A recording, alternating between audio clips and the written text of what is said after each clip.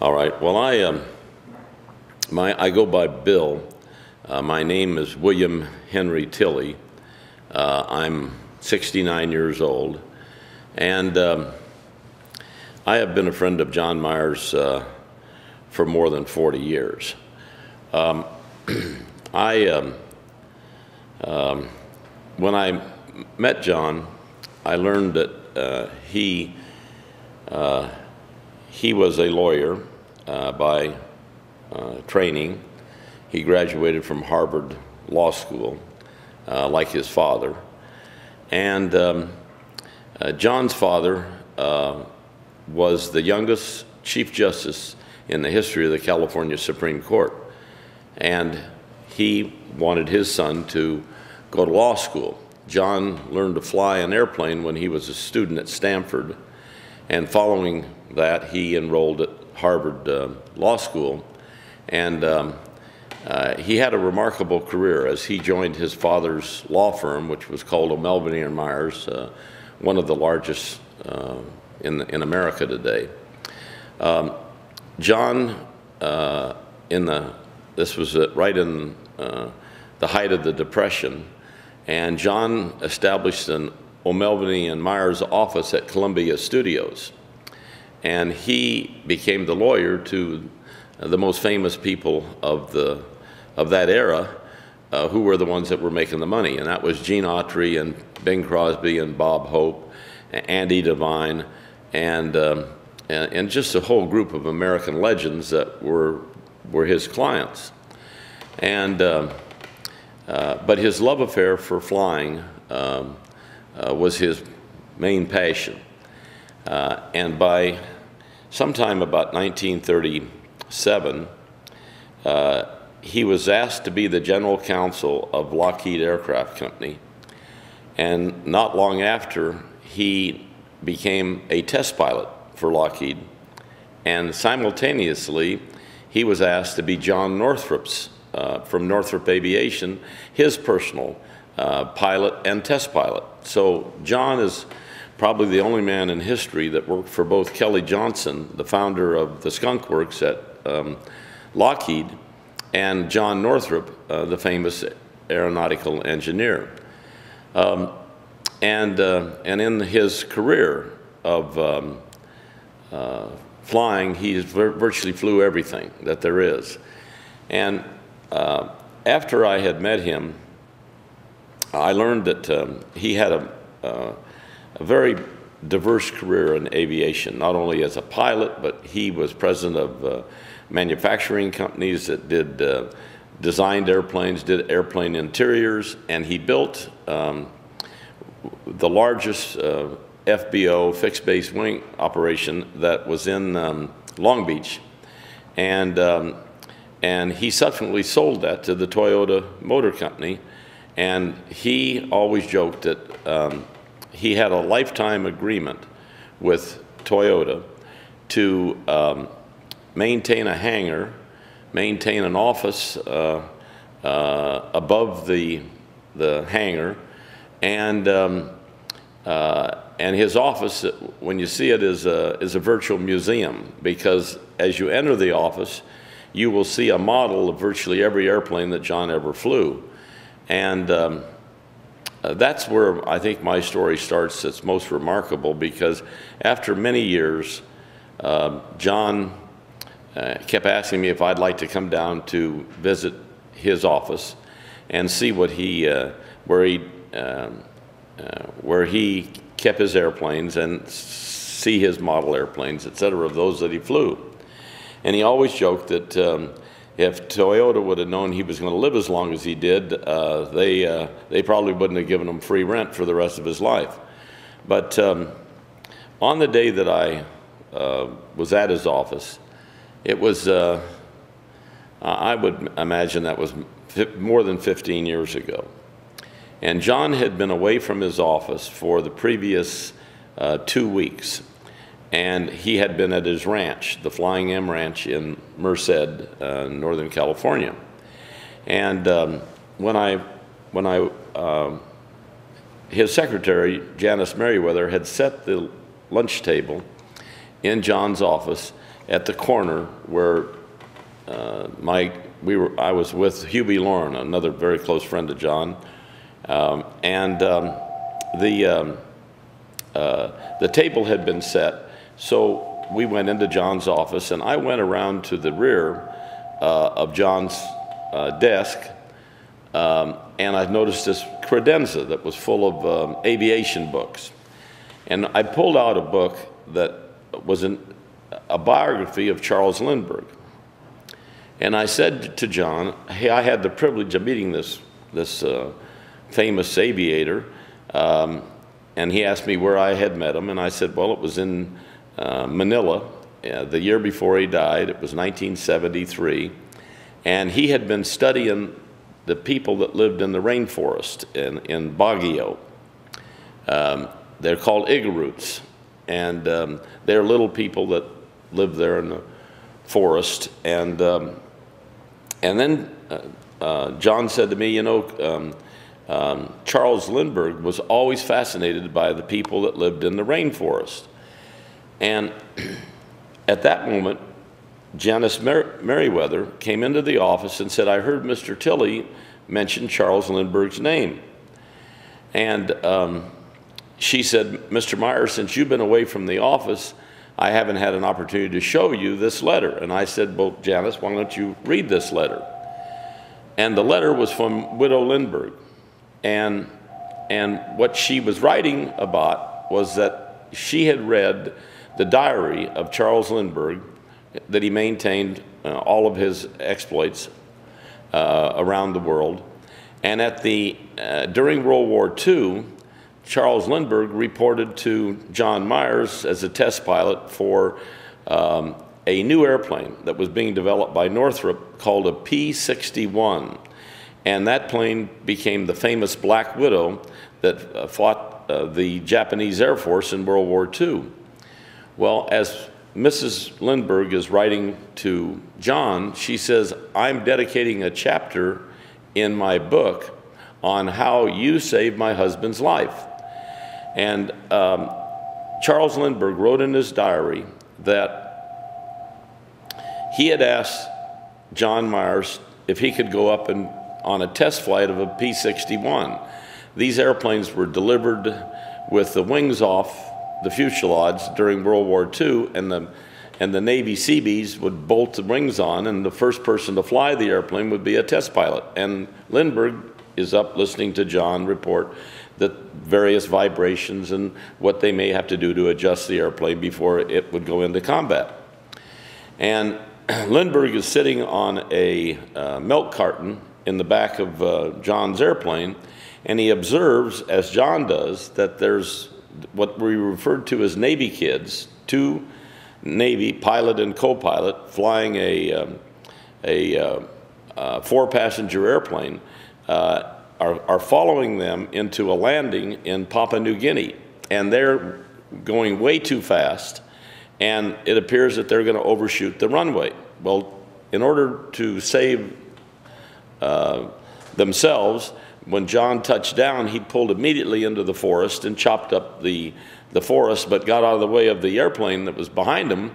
And those Navy pilots all died when they overshot the runway. Two pilots and two Navy passengers.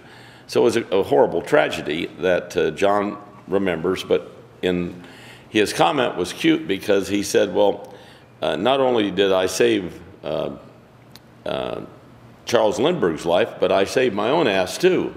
So, but that's the kind of remarkable story that, you know, you could only imagine to hear from somebody as famous as John Myers. And I love telling this story hundreds and hundreds of times over my many years of being with John, where I would tell people that didn't know that story. And of course, everything I've said is absolutely true. And Baron Hilton used to like to introduce John at the Oshkosh air races each year. And he would say, how many of you in this audience have flown with Charles Lindbergh? Well, there wasn't a single person there that could ever raise their hand other than John Myers. So the man was such an extraordinary gentleman, kind, intelligent. He had a lifetime love affair with his wife, Lucia. They had a son that unfortunately died young, Lou, and an adopted daughter. He idolized his two grandchildren, two boys by his son Lou, and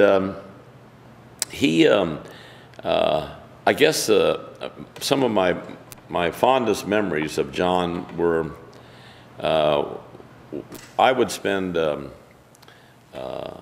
Labor Day up at the Hilton Ranch, which coincides with the opening of the dove season. And on a Labor Day 10 years ago, Barron asked if I had talked to John that last couple of days. I said, no, I hadn't, but he said, well, why don't you call him and see if what he's doing, and maybe he'll fly over here and be with us for the holiday. So after making several phone calls, I found that John was at his ranch, the Flying M, also the same name that Barron Hilton's ranch is known as. Obviously, John's name, the Flying M, comes from the name Myers, whereas the previous owner of the Hilton Ranch was a man named Murphy. And Barron never changed the name from Flying M. But so I located John, and I asked him if he'd like to fly over and spend the holiday weekend with Barron and myself and the other guests that were there. And he said yes, he would be there the next morning. And he said, is there room for my co-pilot? And I said, well, of course, John, you've been here before. You know that we've got pilot's quarters at the Hilton Ranch. And when I drove out the next morning to pick John up in his Citation 2 SP, his co-pilot got off the airplane, and it was his dog Gus, a four-legged black Labrador. And I always thought that was funny that he always referred to his co-pilot as his dog. But it wasn't unusual to see John pilot his own airplane, and the only thing that he did differently was when he turned 90, he chose to have a pilot come along with him. Before that, he soloed all over the world. And on this Monday morning, we had breakfast, and John asked me if I would like to fantasize that I had my own airplane, and it was his plane, and I could ask him to take me any place in the world the next day. And so he said, why don't you tell Barron Hilton that I'm your pilot, and I'm taking you wherever you want to go, and we will, if you want, we'll stop by my ranch, and I'll show you the Flying M, the other Flying M. So that morning, I told Barron that I was going to go with John, and we were on our way to his ranch. And one of the purposes of going to his ranch was that John was going to give me a helicopter lesson in his jet helicopter. Well, as we took off that morning, when you sit in the cockpit of a jet, you realize how fast these things move and the rate of climb, because you're going through hundreds of feet every few seconds. And we're flying over the Sierra Nevada mountains, and John asked me if I'd ever seen Yosemite. And I said, John, I've never been to Yosemite. Well, as we are now flying along at 450 or 500 miles an hour with our wingtips out, looking at El Capitan and the waterfalls, and just scare the hell out of you, and so after we did that, we got up to 16,300 feet, and John explained to ground control that he had a photographer on board, and that he was going to do a maneuver, and I didn't know what that maneuver was. But he's 89 years old, I want to let you know. And the maneuver was he barrel rolled the airplane. And I see the world just go upside down and around, and it just scared the hell out of me, because if something would have happened to him, I didn't have a clue how we were ever going to get it on the ground, and I don't think Gus would have got us on the ground either. And it was funny, as we were taking off that day, I remembered that John took a bungee cord and he put it around the back of his seat and the back of my seat, and he put two of them there. And he said the reason he was doing that was to keep Gus from jumping in my lap, because Gus always sat in the co-pilot seat, and that way Gus would stay in the back of the plane and not jump in my lap. Well, as this remarkable maneuver, when I watched the universe come around, John comes back on to talk to ground control, and says that we are then going to head for his ranch in Merced. And he buzzes the airstrip because there's about 200 cattle that are on the airstrip. And so when we touch down, he's got to dodge the cow patties that are all over the airstrip. And thank God for me that day. It was blowing, I think, maybe 40 knots. And I said, John, let's take the helicopter up when there's not this turbulence and this wind movement, because otherwise he would have had me flying that damn helicopter, and I would have been scared to death. So, but those are just, you know, one of thousands of stories that John's friends can share about this extraordinary man. And we were privileged together to have a friendship that John was born the same year that my father was born, in 1911. And while he was old enough to be my father, he was also one of my very closest friends. And I would, the week before John died, we were together at our duck club, the Ventura Game Club in Ventura.